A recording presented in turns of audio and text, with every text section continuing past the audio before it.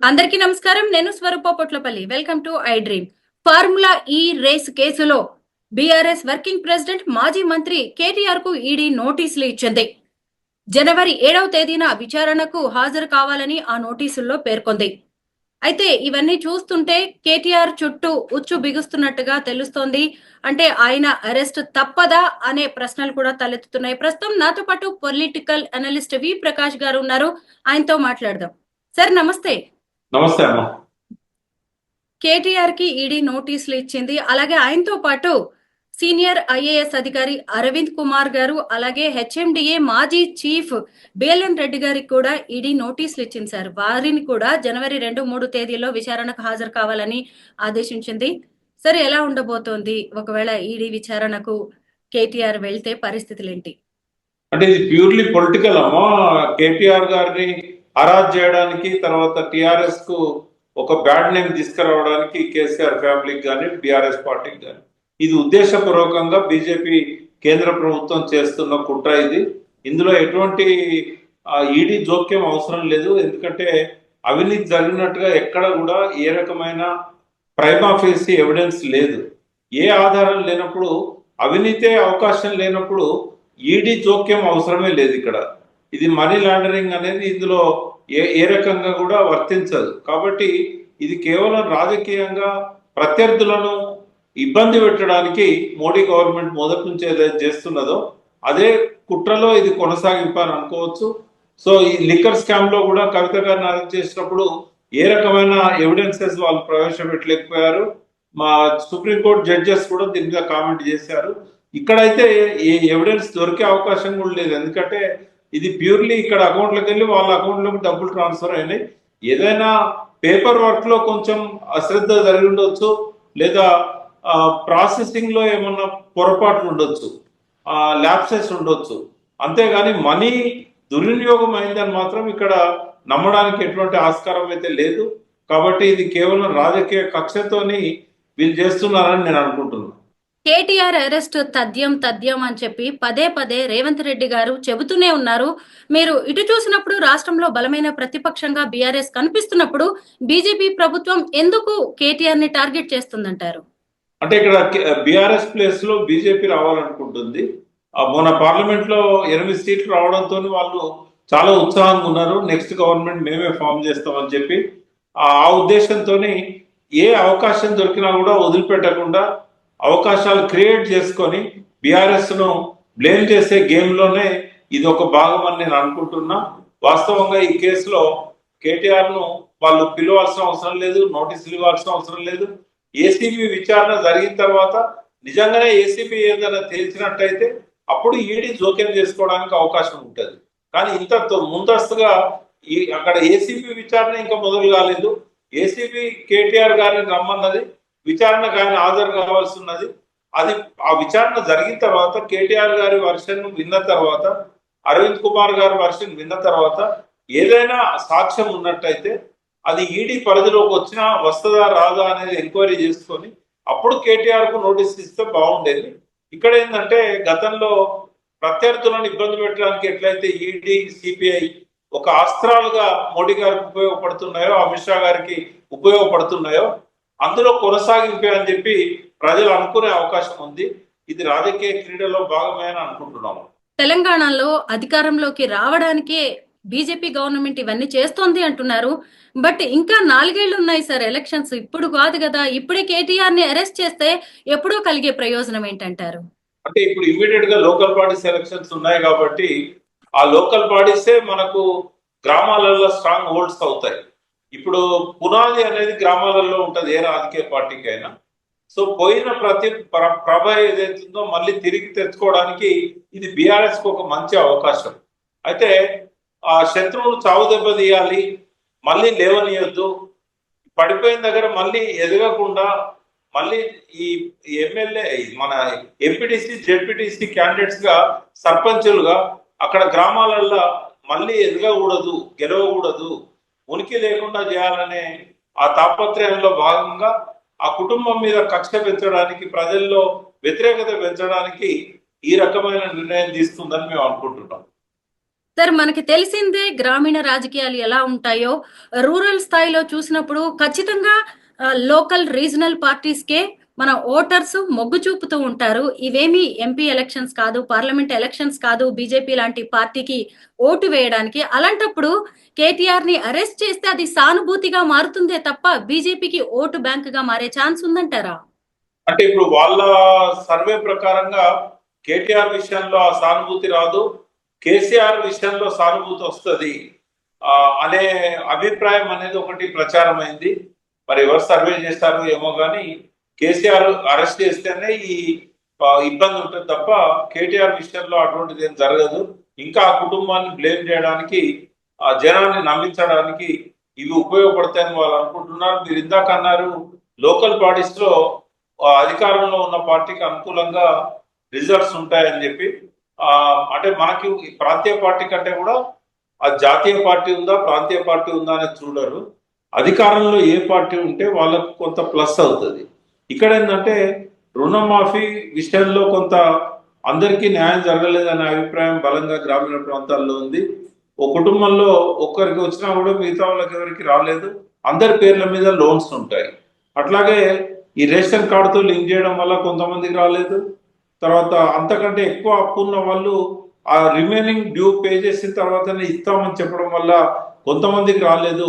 ఇట్లా దాదాపుగా 49,000 కోట్లు చెల్లించాలని ముందు బ్యాంకర్స్ మీటింగ్ లో ఒక నిర్ణయం అయిన తర్వాత అనేక రకాల కుంటి సాకులు చెప్పి దాన్ని కేవలం ఒక 18,000 కోట్ల వరకే ప్రభుత్వం మీద భారం పడేటట్టుగా కుదించడం జరిగింది. దీనివల్ల నష్టపోయిన రైతాంగం అంతా కూడా ఆగ్రహంగా ఉన్నారు. అదేవిధంగా 2 సార్లు రైతు బంధు కూడా రాలేదు. ఈయన పెంచకపోయినా పర్వాలేదు, మనకి ఇదివరకు కేసీఆర్ గారు ఇచ్చినా చాలు అని ఒక అభిప్రాయానికి ప్రజలు వచ్చారు.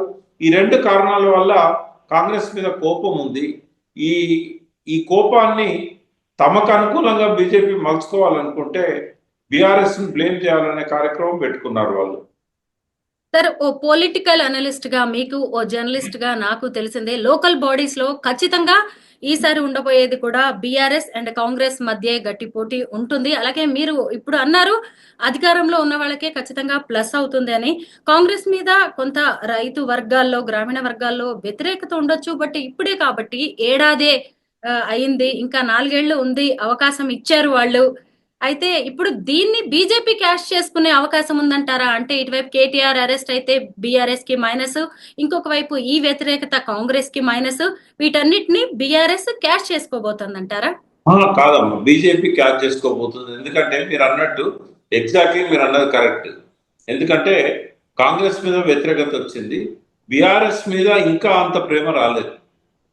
ఏదైతే ఈ 1 year లో కాంగ్రెస్ మీద వ్యతిరేకత వచ్చిందో ప్రపోర్షనేట్ గా కేసీఆర్ మీద కానీ, ఆ కుటుంబం మీద కానీ, వాళ్ళు చేసిన ఆనాటి పాలసీస్ మీద కానీ ఆ వ్యతిరేకత ఏదైతే వచ్చి ఎలక్షన్లలో బీఆర్ఎస్ ను గ్రామీణ ప్రాంతాల్లో చాలా వరకు తుడిచిపెట్టారో అక్కడ మళ్ళీ తిరిగి బీఆర్ఎస్ లేచే అవకాశం ఎప్పుడు వస్తుంది అంటే బీజేపీ అక్కడ నాన్ ఎగ్జిస్టెంట్గా ఉన్నప్పుడు వస్తుంది. అయితే ఇది ఈ పార్టీయా లేకపోతే ఆ పార్టీ అనేది వస్తుంది. కానీ ఇక్కడ ఏంటంటే బీజేపీ గత 4-5 నెలల్లో గ్రామీణ ప్రాంతాల్లో కూడా బాగా విస్తరిస్తూ ఉంది. ఆర్ఎస్ఎస్ సంబంధించిన అన్ని వింగ్స్ కూడా చాలా యాక్టివ్గా పనిచేస్తూ ఉన్నాయి. వాళ్ళు స్పెషల్ ఫోకస్ పెట్టారు తెలంగాణ మీద. కాబట్టి గ్రామీణ ప్రాంతాలలో పట్టు సంపాదించాలంటే ఇటువంటి అవకాశాలను వాళ్ళు వదులుకోరు. ఎందుకంటే కాంగ్రెస్ మీద వచ్చిన వ్యతిరేకతను బీఆర్ఎస్ కి అనుకూలంగా మార్చకుండా మధ్యలో నుంచి వాళ్ళు డైవర్ట్ చేసుకోవాలని చెప్పి ప్లాన్ చేస్తున్నారు. దానిలో భాగమే ఈ కేటీఆర్ ను ఇరికించడం. అవసరమైతే ఆ టైం కల్లా ఆయన అరెస్ట్ చేసినట్టయితే ఆయన గ్రామీణ ప్రాంతాల్లో క్యాంపెయిన్కి వెళ్ళాడు, తిరగడు. ఎందుకంటే ఫిబ్రవరి 2వ వారం 3వ వారం నుంచి బీఆర్ఎస్ బలోపేతం కావడానికి అన్ని రకాల ఆలోచనలు చేస్తున్నది. అక్కడ ఒక బహిరంగ సభ కూడా నిర్వహించాలి ఉత్తర తెలంగాణలో. తద్వారా కేసీఆర్ గారు మళ్ళీ యాక్టివ్గా రాజకీయ క్షేత్రంలో ఉండాలని చెప్పి వాళ్ళు భావిస్తున్నట్టుగా కొన్ని వార్తలు మీడియాలో వచ్చాయి.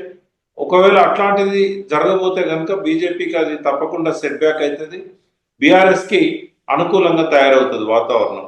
దీన్ని ఆపడానికి కేటీఆర్ ను విచారణ పేరుతో పిలవడం కానీ, రేపు అరెస్ట్ చేసి జైల్లో పెట్టడం కానీ, ఏసీబీ కేసులో బెయిల్ తీసుకోవడం కష్టం కాదు, కానీ ఈడీ కేసులో బెయిల్ తీసుకోవడం చాలా కష్టం అవుతుంది. మనం చూస్తాం, ఏ ప్రైమ్ అఫేస్ లేకుండా, ఏ ఆధారాలు లేకుండా కవిత గారిని 4 నెలలు జైల్లో పెట్టారు. అదే జరిగితే కనుక మంచి సమయాన్ని కేటీఆర్ ఉపయోగించుకోలేని పరిస్థితి వస్తుంది. ఆయన జైల్లో ఉన్నట్టయితే పార్టీకి ఏం సింపతి వచ్చినా రాకున్నా ఈ లోకల్ బాడీ సెలక్షన్స్ లో మాత్రం వాళ్ళు పని చేయకుండా అవుతుంది, అంటే కేటీఆర్ పని చేయకుండా అవుతుంది. సార్, ఒకవైపు ఢిల్లీ లిక్కర్ స్కామ్ లో కవిత 5 నెలల పాటు జైల్లో ఉన్నారు. ఆమెను బెయిల్ మీద తీసుకురావడానికి కేటీఆర్ కీలక భూమిక పోషించారు, మనకి తెలిసిందే. అప్పుడు ఆయన కేంద్ర ప్రభుత్వాన్ని ప్రసన్నం చేసుకుని చెల్లెల్ని బయటికి తీసుకొచ్చారనే విమర్శలు కూడా వినిపించాయి. ఒకవేళ అదే నిజమైతే ఇప్పుడు కేటీఆర్ ని బీజేపీ టార్గెట్ చేస్తుందంటారా?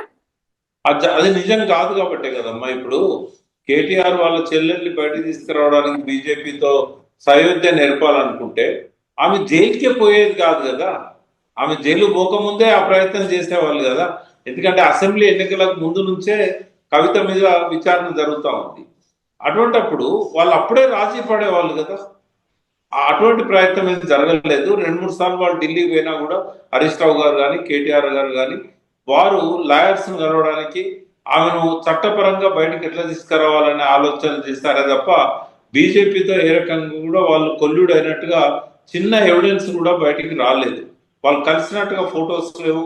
కలిసినప్పుడు ఉన్న వాళ్ళు ఎవరు కూడా వాళ్ళు కలిసినప్పుడు మేము చూసాము, లేదా వాళ్ళు ప్రపోజల్ పెట్టారు, పైనుంచి ఆరోపణలన్నింటినీ కూడా వాళ్ళు ఖండించారు. అవసరమైతే ఆమె కూడా చెప్పింది, జైల్లో ఉంటాను కానీ నేను నా కోసం పార్టీ పరువులు తాకట్టు పెట్టడానికి నేను సిద్ధపడను అని చెప్పి కవిత గారు కూడా చెప్పారు. సో అట్లాంటిది ఏం జరగదు. ఒకవేళ అటువంటి లోపాయికారి ఒప్పందాలు ఉంటే కేటీఆర్ గారిని వాళ్ళు అరెస్ట్ చేయడానికి, విచారణ పిలవడానికి ఈడీ ప్రయత్నం చేయదు, అసలు కేసు కూడా పెట్టకపోయేవాళ్ళు.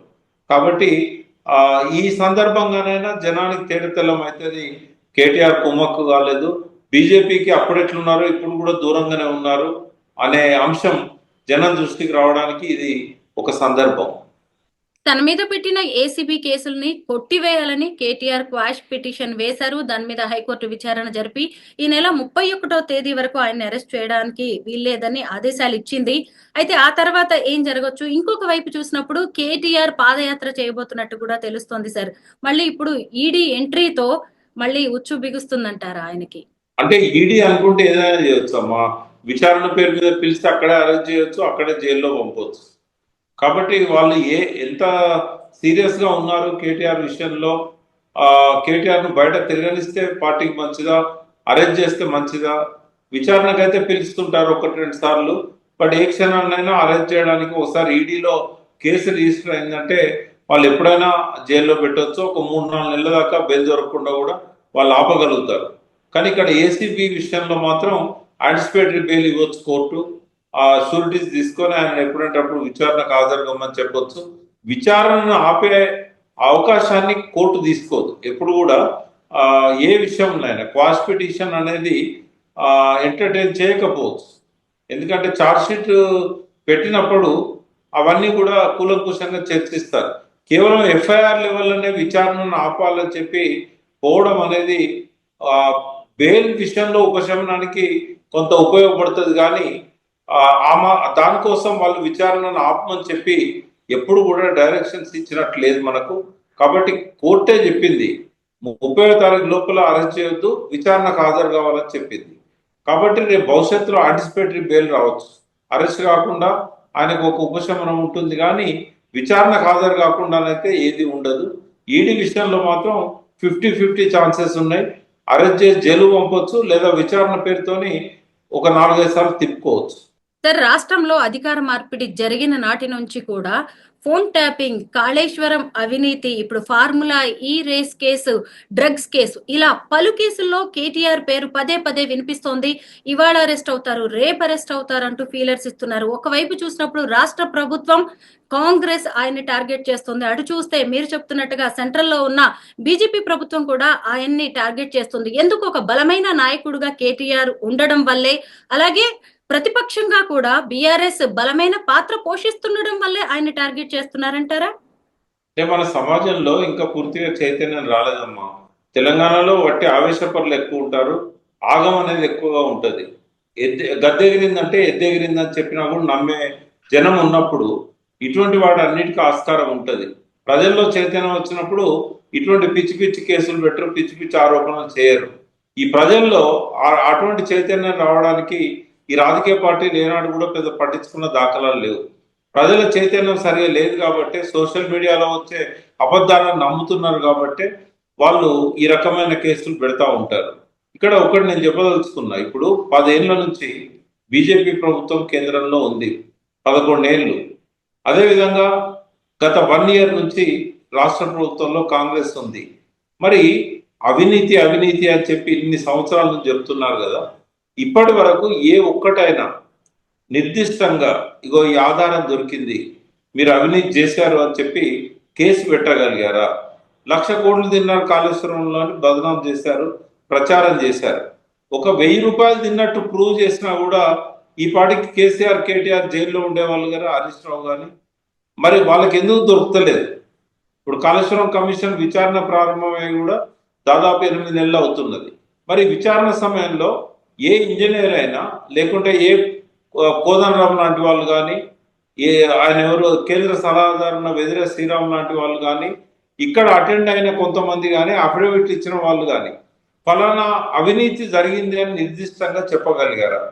వాళ్ళ కుటుంబం నుంచి కేటీఆర్ గారు దీనిలో ఇన్వాల్వ్ అయి ఉన్నాడని ఏ ఒక్క ఆధారమైన, అర్బన్ డెవలప్మెంట్ మినిస్టర్గా పనిచేశాడు, ఇండస్ట్రీస్ మినిస్టర్గా పనిచేశాడు, వాళ్ళు చూపెట్టదలుచుకుంటే ఐటీలో కానీ ఎక్కడైనా అవినీతి ఇప్పటి వరకు ప్రజలు నమ్మే విధంగానైనా చూపెట్టగలిగారా? అంటే 11 ఏళ్ళ నుంచి దొరకంది ఇప్పుడేం దొరుకుతుంది? ఇది కేవలం ఏంటంటే బ్లేమ్ గేమే తప్ప నిజంగా అక్కడ అవినీతి జరిగినట్టయితే ఎప్పుడో దొరికేవాళ్ళు. ఎంతకాలం అవినీతి నిజంగా చేస్తుంటే దొరకకుండా తప్పించుకోగలుగుతారు? కాబట్టి ఇది రాజకీయంగా బ్లేమ్ చేయడానికి, మీడియాను ప్రజల అటెన్షన్ని అటువైపు అట్రాక్ట్ చేయడానికి ఇవన్నీ జరుగుతూ ఉన్నాయి. ఈడీ మనీ లాండరింగ్, ఈడీ రాకతోనే ఇప్పుడు ఈ కేసు తీవ్రత ఏంటో మనకి అర్థమవుతూనే ఉంది సార్. ఇప్పటికే కవిత ఢిల్లీ లిక్కర్ స్కామ్ లో బెయిల్ మీద బయట ఉన్నారు. ఒకవేళ కేటీఆర్ కూడా జైలుకి వెళ్లాల్సి వస్తే కేసీఆర్ పరిస్థితి ఏంటి? ఎందుకంటే 2 సార్లు ముఖ్యమంత్రిగా ఉన్న వ్యక్తి కొడుకు కూతురు ఇలా జైలు పాలు అయితే బీఆర్ఎస్ ప్రతిష్ట ఏమైనా మసకబారే ఛాన్స్ ఉందంటారా? అంటే ఖచ్చితంగా జనంలో ఒక రీజనింగ్ అనేది, లాజికల్ థాట్ అనేది లేనప్పుడు ఏమవుతుందంటే డెఫినెట్ గా నమ్మే అవకాశం ఉంటుంది. కొంతనైనా ఒక 30% 40% నమ్మే అవకాశం ఉంటుంది. అది కొంత ఆ మేరకు ఏంటంటే అది బీఆర్ఎస్ కి నష్టమే, అది డెఫినెట్ గా. కానీ కేసీఆర్ టీఆర్ఎస్ స్టార్ట్ చేసినాడు, కవిత కేటీఆర్ ఉంటుందని స్టార్ట్ చేయలేదు. వాళ్ళని రావద్దన్నాడు, ఇందులో పార్టిసిపేట్ చేయొద్దని కూడా అన్నాడు. సరే, అనుకోకుండా వాళ్ళకు ఆ ఉత్సాహం వచ్చింది, ఉద్యమ కాలంలోనే వచ్చారు, అధికారంలో ఉన్నప్పుడు కాకుండా ఉద్యమంలో భాగం పంచుకుంటామని వచ్చారు. వాళ్ళు కంటిన్యూ అవుతున్నారు, వాళ్ళు సమర్థులు అని చెప్పి నిరూపించుకున్నారు. బెస్ట్ పార్లమెంటేరియన్ అవార్డు కవిత గారికి వచ్చింది, best IT minister and industry minister అని చెప్పి రిజల్ట్స్ ఇచ్చి ఆయన ప్రూవ్ చేసుకోగలిగాడు కేటీఆర్. బట్ ఇవాళ కేసీఆర్ అనే వ్యక్తి ఎంత శక్తివంతుడు అంటే ఒంటరిగా మాలాంటి వాళ్ళని కొద్ది మందిని ఎంబడి పెట్టుకొని మేము ఇచ్చిన ఇన్పుట్స్ ఆధారంగా చేసుకొని తనకున్న నాలెడ్జ్ అంతా కూడా దీనిలో ఇన్వాల్వ్ చేసి మామూలు సాధారణ ప్రజలతో కూడా జై తెలంగాణ అనిపించగలిగాడు. కాబట్టి కేసీఆర్ శక్తి ముందు ఎవరూ నిలబడలేరు. ఆయన ఒక్కడు చాలు. మొత్తం అందరు రాజకీయ నాయకులంతా ఒక దిక్కు, కేసీఆర్ ఒక్కడు ఒక దిక్కున్నా కూడా తను అనుకున్న సాధించగలిగే శక్తి ఆయనకు ఉంది. తాత్కాలికంగా మస్తబారొచ్చు, కానీ ప్రజలు గ్రహిస్తారు. ఇప్పటికే చాలా వరకు అర్థమైంది, కేసీఆర్ను పోగొట్టుకొని మనం ఏం నష్టపోయినాం అనేది ఇవాళ ఎవరిని అడిగినా కూడా వాళ్ళు 5-10 నిమిషాలు చెప్పగలుగుతున్నారు. మేము తప్పు చేశాము, మేము మాకు ఈ నష్టం జరిగింది అని. సరే, ఇంకా కేసీఆర్ గారు వెంటనే అధికారంలోకి వచ్చే అవకాశం లేదు కాబట్టి ఆయన కూడా రేవంత్ అనేవాడు చిన్న కార్యకర్త కేసీఆర్ ముందు. ఇదే పార్టీలో కేసీఆర్ గారిని అపాయింట్మెంట్ దొరకక కలవడానికి రోజుల కొద్దీ వెయిట్ చేసిన రేవంత్ రెడ్డి గారు అనుకోని పరిస్థితుల్లో ముఖ్యమంత్రి అయింది కాబట్టి ఇవాళ ఆయనే పిచ్చుక మీద బ్రహ్మాస్త్రం వేయడం ఎందుకు, ఒక 1 ఇయర్ పాటు మనము దూరంగా ఉంటే మంచిది, మనం అతని మీద కామెంట్ చేయకపోతేనే బెటర్ అని చెప్పి ఆయన అనుకున్నాడు. అవమానపరిచి కేసీఆర్ను రాకుండా చేయాలని చెప్పి రేవంత్ రెడ్డి అనుకున్నాడు. పదే పదే అంటాడు రేవంత్ రెడ్డి, అసెంబ్లీకి రా, ఇక్కడికి రా, అక్కడికి రా. కానీ ఆయన రావాలనే ఉద్దేశం రేవంత్ రెడ్డికి లేదు. ఎందుకంటే కేసీఆర్ వచ్చినట్టయితే ఆయన టవరింగ్ పర్సనాలిటీ ముందు ఈయనది సరిపోదు. కాబట్టి ఆయన రాకుండా ఆపాలంటేనే రమ్మని చెప్పి డిమాండ్ చేయడం అన్నట్టు. కాబట్టి నిజంగా కేసీఆర్ సభలో కూర్చుంటే రేవంత్ రెడ్డి డొల్లతనం అనేది ప్రజలకు తెలుస్తుంది. రాకుండా ఉండడానికి అగౌరవపరచడం, అమర్యాదగా మాట్లాడడం, ఇవన్నీ కూడా చేసేది ఆయన రాకుండా ఉండడానికి. ఎందుకంటే గౌరవం లేని కాడికి కేసీఆర్ రాడనే సంగతి రేవంత్ రెడ్డి తెలుసు. నిజంగానే ఆయనను ఆ సభలోకి రప్పించుకోవాలనుకుంటే ఈ అగౌరవపరచడం అనేది, అమర్యాదగా మాట్లాడడం అనేది రేవంత్ రెడ్డి చేయకపోయేవాడు. ఉద్దేశపూర్వకంగానే ఆయన సభలోకి రాకుండా ఈ దుర్భాషలు, నీచ భాషలు మాట్లాడుకుంటూ రేవంత్ రెడ్డి డ్రామా చేస్తున్నాడు.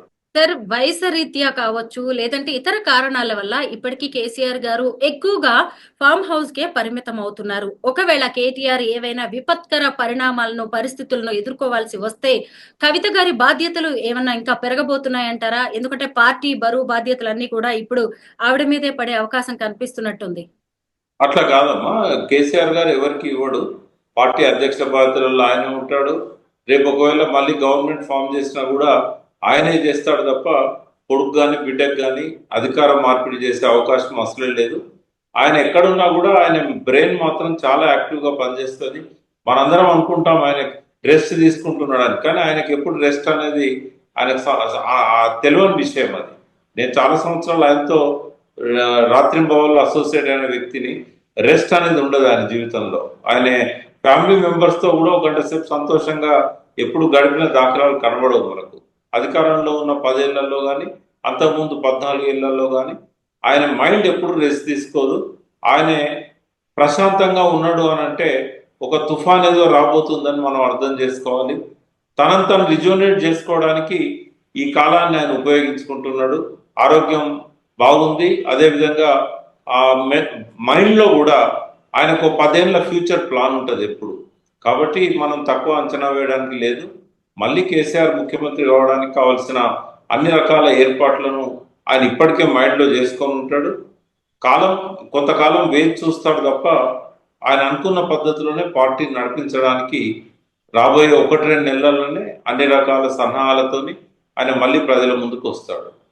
మొత్తం మీద కేటీఆర్ గారి అరెస్ట్ కు దారితీస్తున్న పరిస్థితులు, అలాగే ఈడీ రాక, ఇవన్నీ కూడా రాజకీయమేనని, ఇప్పుడు రాబోయే స్థానిక సంస్థల ఎన్నికల్లో తమ బలాన్ని నిరూపించుకోవడానికి బీజేపీ ప్రయత్నిస్తోందని సీనియర్ పొలిటికల్ అనలిస్ట్ వి ప్రకాష్ గారు చెబుతున్నారు. వీటన్నిటి మీద ప్రజల్లో చైతన్యం, అవగాహన రావాల్సిన అవసరం ఉందని ఆయన అభిప్రాయపడుతున్నారు. Thank you so much sir. Thank you.